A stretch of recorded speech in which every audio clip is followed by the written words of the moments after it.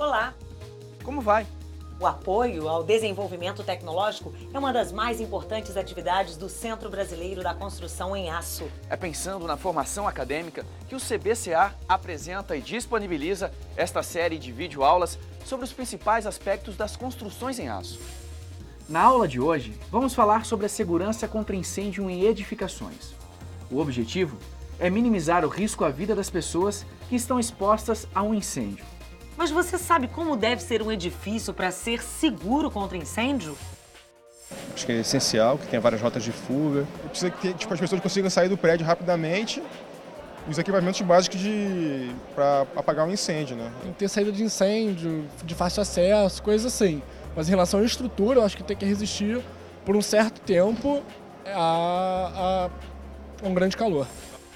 A segurança de um edifício deve estar prevista na concepção do projeto. Sua arquitetura precisa levar em conta diversas medidas de proteção, como saídas de emergência, compartimentação, especificação de materiais de acabamento e facilidade para acesso do corpo de bombeiros. Outra finalidade de segurança contra incêndio em edificações é reduzir as perdas patrimoniais. Os parâmetros mínimos de segurança são estipulados em códigos e normas e devem ser atendidos nos projetos arquitetônico, hidráulico, elétrico, de ar-condicionado e de estruturas. Como o desenho arquitetônico pode ajudar a tornar uma edificação mais segura? Para responder a essa pergunta, é preciso estudar os mecanismos de desenvolvimento e propagação do fogo, fumaça e gases quentes no interior das edificações.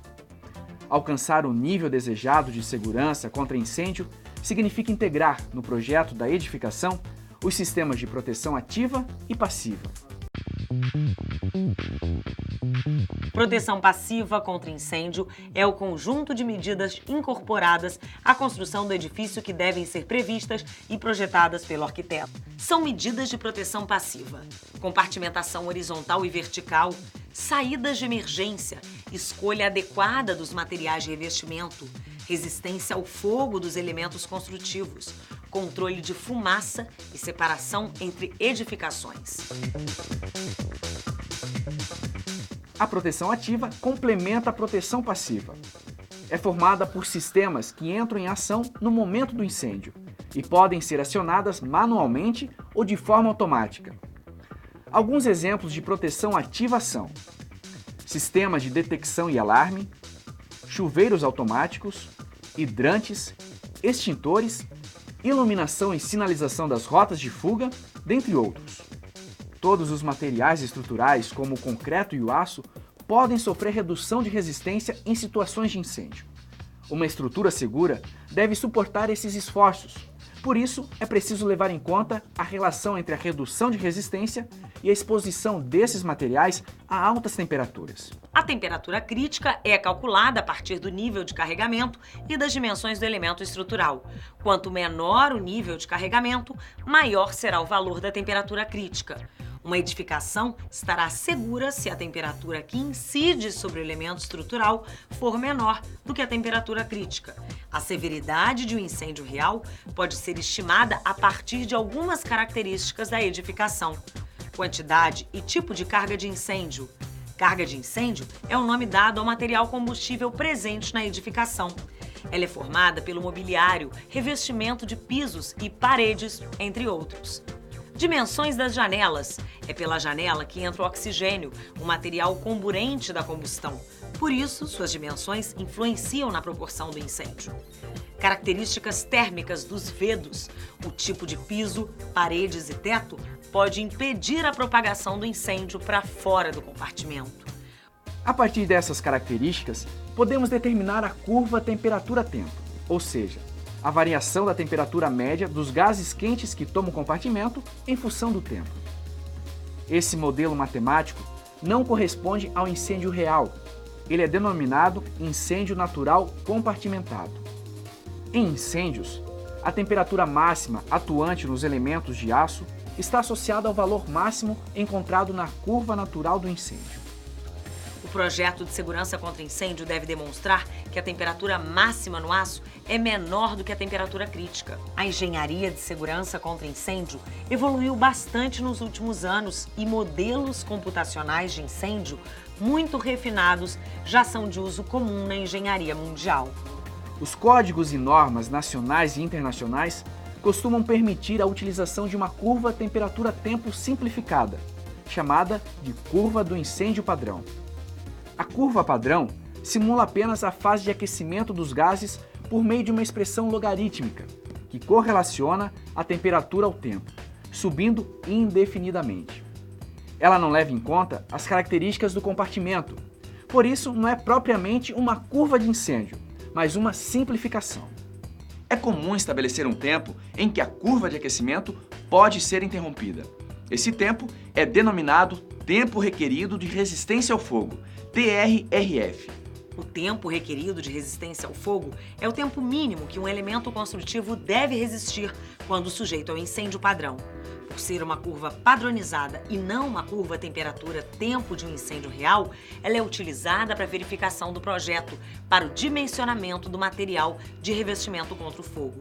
A curva padrão não é equivalente ao tempo real de duração do incêndio, nem da desocupação do edifício ou da chegada do socorro. Consagrado em normas ou códigos, o TRRF é definido pelo consenso da sociedade em função do uso da edificação e de suas dimensões. Ao invés de exigirem segurança à temperatura, os códigos exigem segurança por um determinado tempo, o TRRF, associado à curva padrão de elevação de temperatura. Os valores TRRF geralmente são 30, 60, 90 e 120 minutos. A norma NBR 14432 fornece os TRRF para diversas ocupações. Dependendo do seu uso ou das suas dimensões, algumas edificações representam baixo risco à vida humana em casos de incêndio. As características que contribuem para a redução de risco são: baixa carga de incêndio, medidas de segurança como chuveiros automáticos, detecção de calor ou de fumaça, brigada contra incêndio e saídas de emergência adequadas, compartimentação vertical e horizontal que minimizem a propagação, acessibilidade, fachadas de aproximação, qualidade do corpo de bombeiro ou brigada, condições de exposição ao fogo, elemento estrutural integrado a paredes, misto de aço e concreto. A NBR 14432 define as edificações com baixo risco, ou seja, aquelas que não necessitam de revestimento das estruturas contra fogo. São denominadas edificações isentas dos requisitos de resistência ao fogo. Por exemplo, edifícios com altura até 12 metros e área total até 750 metros quadrados, inclusive os residenciais. E também escolas, escritórios, consultórios, agências bancárias, academia de ginástica, com até 2 pavimentos e até 1.500 metros quadrados de área. Também estações rodoviárias, ferroviárias, aeroportos e edificações térreas, protegidas por chuveiro automático. Além dessas edificações isentas, é possível que elementos estruturais mistos de aço e concreto sejam utilizados sem revestimento contra fogo. Para isso, basta consultar as normas brasileiras pertinentes.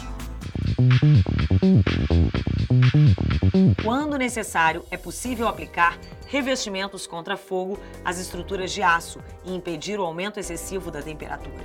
Em termos gerais, os materiais de revestimento contra fogo devem apresentar baixa massa específica aparente, baixa condutividade térmica, alto calor específico, resistência mecânica adequada, garantia de integridade durante a evolução do incêndio e custo compatível. A argamassa projetada cimentícia é o revestimento atualmente mais utilizado contra fogo. Consiste de agregados e cimento que são misturados à água e formam uma massa fluida. Existem também as argamassas projetadas contendo fibras de uma mistura de agregados, fibras minerais e cimento. As argamassas projetadas devem trabalhar monoliticamente com a estrutura e acompanhar seus movimentos sem que ocorram fissuras ou desprendimento. Devem formar um revestimento homogêneo e contínuo que penetre em todos os cantos e reentranças da estrutura. As argamassas projetadas não podem ser combustíveis e nem permitir a propagação de chamas. Outra forma de revestimento é a placa rígida pré-fabricada. Fixada na estrutura por pinos ou perfis de aço, proporciona diversas possibilidades de acabamento. Geralmente as placas rígidas são compostas de materiais fibrosos, vermiculita, gesso ou combinação desses materiais. As placas de gesso acartonado resistentes ao fogo são constituídas de um núcleo de gesso com fibras minerais revestido por 2 lâminas de cartão duplex. Também podem ser usadas placas de lã de rocha. Para as estruturas de aço aparentes, a solução é usar tinta intumescente. Quando submetida a altas temperaturas, essa tinta entumece, ou seja, aumenta de volume e forma uma espuma rígida que retarda o efeito do calor sobre o aço. Antes da aplicação, é necessário utilizar um primer sobre a estrutura de aço. A função desse primer é proteger o aço contra a corrosão atmosférica e também garantir a aderência da tinta intumescente. Sobre a camada de tinta intumescente, pode ser aplicada uma tinta de acabamento. Até a próxima aula. Até a próxima!